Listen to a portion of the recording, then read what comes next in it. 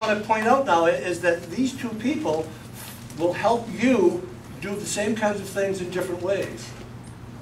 She's going to talk about building a power teams, and she's going to tell you about how to get yourself known and recognized on the internet, how to get visible on the internet, and then how to get profit from the internet. They're all forms of networking. If you have any questions, call her. And whispering to me what I'm supposed to talk about. It's like, we're going to talk about power teams. So when you go out and you want to network with people, who are your clients? Think about that. Who do you want to reach? I'm going to list them. I actually wrote them down. There's so many. I have Resources for Seniors, which is a group of people. Everybody in this room who's Resources for Seniors, raise your hand. Okay. So these people all have seniors as their clients, although they serve them in different roles. So we formed a group so that we all know what's going on in the senior industry, and we meet once a month and we tell each other places that we can go and things that we can do to get attention for our own businesses.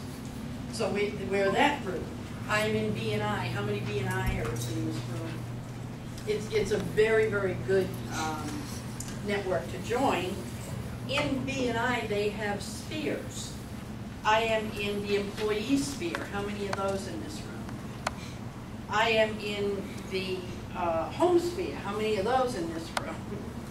I am in the business-to-business sphere. And I am in the health and wellness sphere. Only one. Okay. From all of those groups that we have formed, go after pretty much the same type of client, and yet serve them in a different way. Cost-effective to find your clients that way. Rick needs a new client every day. I want a new client every day. And being in a group like that helps you to do that. I was just minding my own business one day, sitting at my desk, and Dean gave me a call, and he said, I have an employer with how many employees? About 75. 75 employees who would like to hear from you about your black tie services, and will you come up and do a presentation for him? And I went up there and did that, and took about 15 minutes and told him how he could save himself money. And Dean, by the way, saved him, what, $40,000 on his health insurance for the year? Life and disability. And then I stood up, see, I don't understand what Dean does, but he does. But he saved him $40,000, and I stood up and said, I can save you more.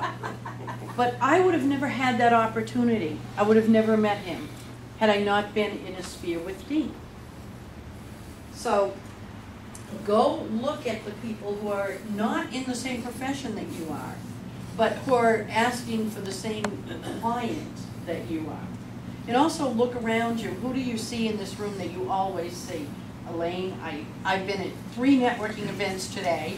Elaine was at 2 of them.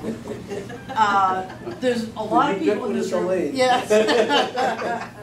And now she even copies me and wears the same glasses that I do. So Power glasses. Yeah, power people out. And Jason is always where I am, so I of course made friends with him quickly because he's the right kind of, who's out there, who's looking for clients all the time. Make friends with those people. See if you serve the same clientele.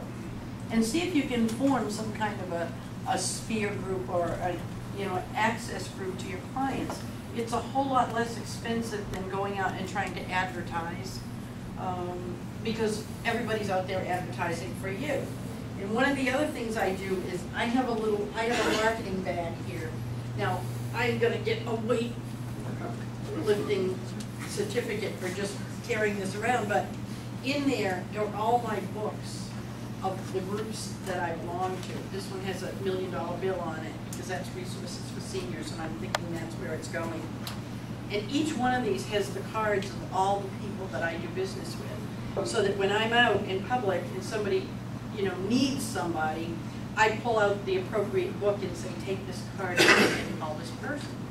So now they have a trusted referral, and they're more likely to do business with that person. That is kind of how I do it.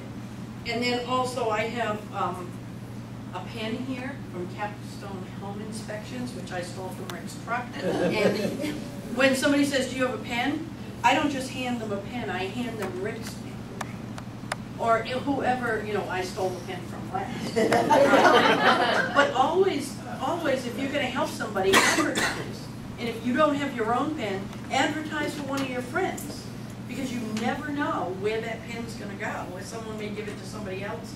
But again, it's a piece of advertising for a friend of yours. And always follow up with the people that you meet, and always see what you can do for them. As Rick said, that's a B&I caveat. Giver's gain. Do something for somebody else, and they will do something back for you.